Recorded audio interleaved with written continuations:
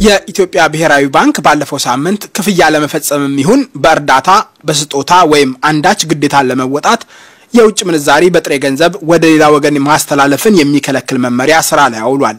በብሔራዊ ባንክ ገዢ ይናገር ደሴ ፊርማ ይፋ የሆነው ይሄ መመሪያ ከነሐሴ 30 ቀን ጀምሮ ስራ ላይ የዋለ ነው። የገንዘብ አስተዳደር ባለሙያው ዶክተር አብዱል መናን መሐመድ ይህ መመሪያ የኢትዮጵያ መንግስት የውጭ ምንዛሪ ገቢውን ለማጠናከር ስራ ላይ ያዋለው እንደሆነ ይናገራሉ። የኢትዮጵያ መንግስት የውጭ ምንዛሪ እጥረት እንዳለበት ይታወቃልና የውጭ ምንዛሪ ገቢውን አሉ በሚባሉ ቀዳዳዎች በሞላ የፈለፈለ የውጭ ምንዛሪ ገቢውን ለመጨመር ስለፈለገ ይመስላል። ግን በተወሰነ ደረጃ ደግሞ አንዳንድ ህጎቹን ላላ አድርጓቸዋል።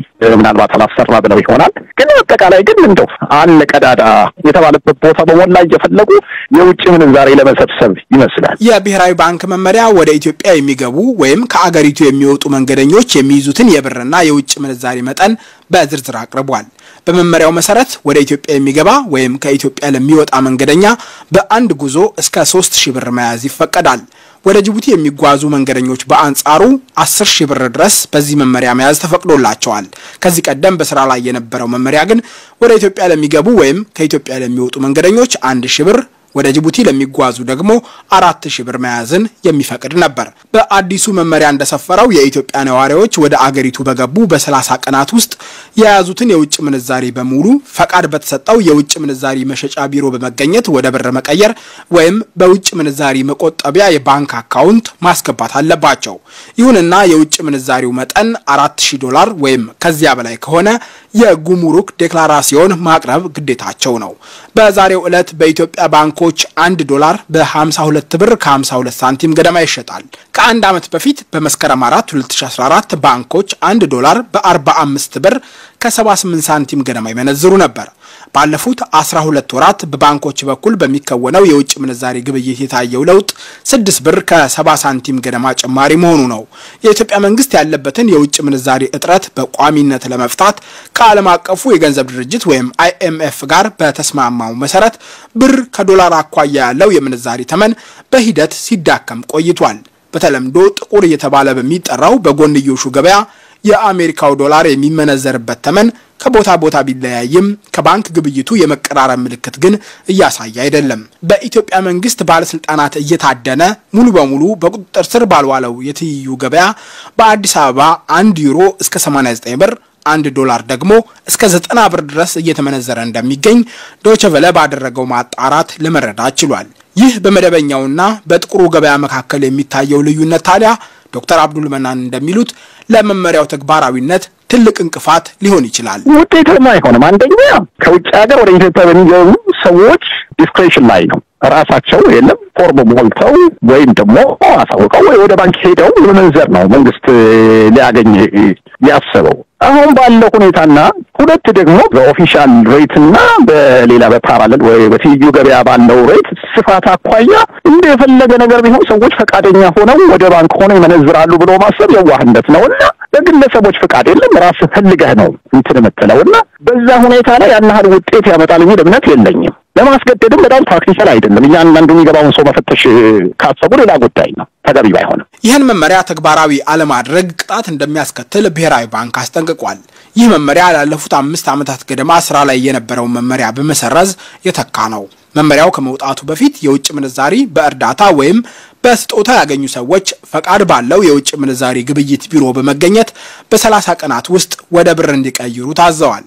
ይህ መመሪያ በብሔራዊ ባንክ ልዩ ፈቃድ ካልሆነ በቀር በውጭ ምንዛሪ ግብይት መፈጸም ወይም የውጭ ምንዛሪን በእርዳታና በስጦታ መልክ ለሌላ ወገን ማስተላለፍን ይከለክላል። ምናልባት ግልጽ ለማድረግ ካልሆነ በስተቀር ነው ወይም ነገሩን ጠበቃ ለማድረግ ካልሆነ በስተቀር የሀገሪቱ ኦፊሻል የመገበያያ ገንዘብ ብር ነው። በውጭ ምንዛሪ ኢትዮጵያ ውስጥ መገበያየት አትችልም። ኦፍ ኮርስ አንዳንድ ድርጅቶች በውጭ ምንዛሪ ይቀበሉሃል፣ እንደ ሆቴሎች ምናምኖች የለም በውጭ ምንዛሪ ይቀበሉሃል። እሱም ቢሆን መንግስት የሚቆጣጠረው ጉዳይ ነው። አየር መንገድ ለምሳሌ በውጭ ምንዛሪ ነው አገልግሎት የሚሰጠው በብዛት በሀገር ውስጥ በብርም ቢሰጥ ግን ይሄ ነገር መንግስትን ያውቀው ነው። ብዙ ድርጅቶች ደግሞ ሲያስተዋውቁት አለ በውጭ ምንዛሪ።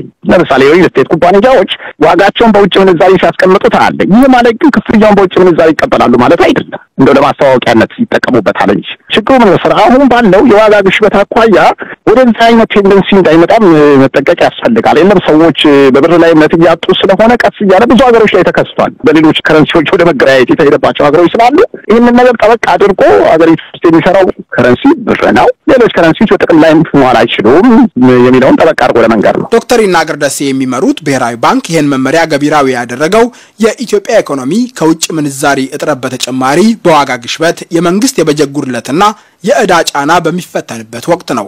ብሔራዊው ባንክ የውጭ ምንዛሪ ዝውውርን ጠበቅ የሚያደርጉ መመሪያዎች ስራ ላይ ሲያውል የአሁኑ የመጀመሪያው አይደለም።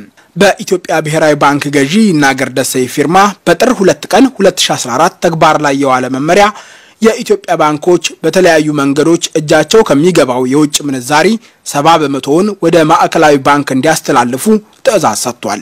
የአገሪቱ ኢኮኖሚ ካሉበት መዋቅራዊ ችግሮች የሚነሳው የውጭ ምንዛሪ እጥረት ችግር የተወሰኑ መሻሻሎች ቢያሳይም ሁነኛ መፍትሄ ግን እስካሁን አላገኘም። ትንሽ የተሻሻለ ነገሮች ይኖሩ ይሆናል። ኤክስፖርቱ ዓለም አቀፍ የኮሞዲቲ ዋጋ ከመጨመር ጋር ኤክስፖርታችን ትንሽ አለ ብሏል። ወደ 4 ቢሊዮን አካባቢ ደርሷል። ብዙ ጊዜ ወደ 3 አካባቢ ነበረ። ግን ኦቨሮል የአገሪቱ የፎሬን ከረንሲ ችግር የመሻሻል ሁኔታ ብዙም ለውጥ የለውም።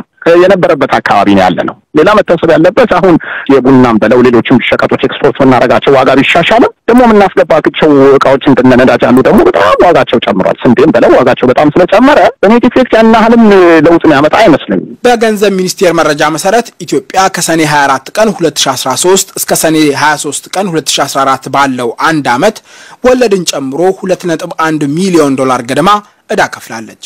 ኢትዮጵያ በቡድን 20 ሀገራት የጋራ ማዕቀፍ በኩል የዕዳ አከፋፈል ማሻሻያ ለማድረግ ጥያቄ ካቀረቡ 3 የአፍሪካ ሀገሮች አንዷ ናት። ለኢትዮጵያ የተቋቋመው በቻይናና በፈረንሳይ ተባባሪ ሊቀመንበርነት የሚመራ የአበዳሪዎች ኮሚቴ ከመስከረም 2014 ጀምሮ 2 ስብሰባዎች ቢያደርግም ሂደቱ ግን የገንዘብ ሚኒስቴር እንደሚለው እንደሚጠበቀው ወደፊት አልተራመደም። አንደኛው የሀገሪቱ የኢኮኖሚ ማሻሻያ በተጠበቀው ፍጥነት እየሄደ አይደለም። ዋና መገመተው ምክንያት ግን ሌሎችም ደግሞ አለ ሀገሪቱ ያለችበት የፖለቲካ ምክንያትም ሳይወስነው አይቀርም። እሱም ራሱ አንድ ኢምፓክት ሳይኖረው አይቀርም። ግን እንደ ኢትዮጵያ ተሳክቶላት እንደው የአከፋፈል ሁኔታው ቢስተካከል የተወሰነ እንደው የሀገሪቱን የውጭ ምንዛሪ ችግር ይፈታል ማለት አይደለም። የምትከፍልበት አከፋፈል ተርሙን ይለውጥልሃል።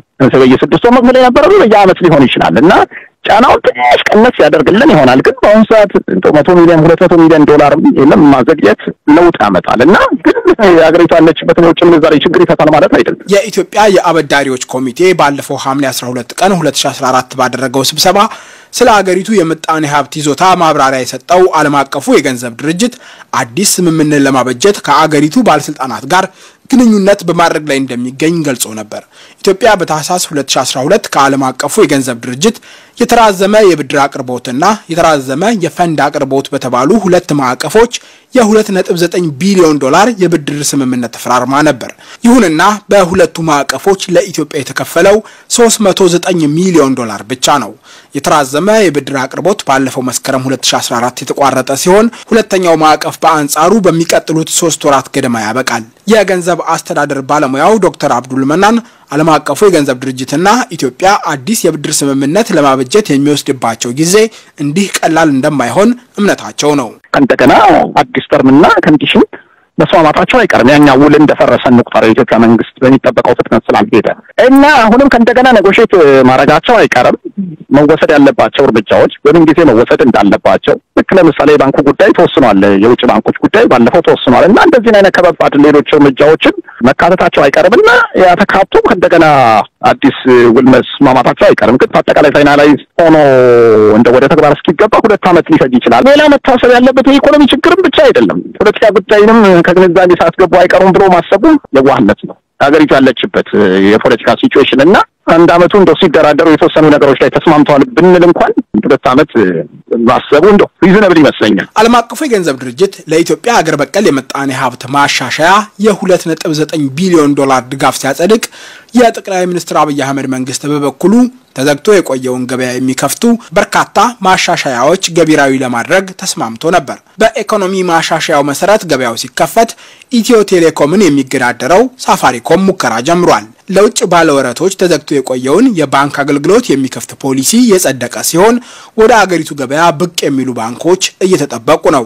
ዓለም አቀፉ የገንዘብ ድርጅት ከዚህ ቀደም ውድቅ የተደረገው ለሁለተኛ የቴሌኮም አገልግሎት አቅራቢ ኩባንያ ፈቃድ የሚሰጥ ጨረታ ዳግም ይወጣል ብሎ ይጠብቃል። የኢትዮ ቴሌኮምን 40% ድርሻ ለግሉ ዘርፍ ለማስተላለፍ የኢትዮጵያ መንግስት የደረሰበት ውሳኔ ሌላው ጉዳይ ነው። የኢትዮጵያን ኢኮኖሚ በቅርበት የሚከታተሉ ባለሙያዎች በመጪዎቹ ወራት ተመሳሳይ ጠንከር ያሉ እርምጃዎች ይጠብቃሉ።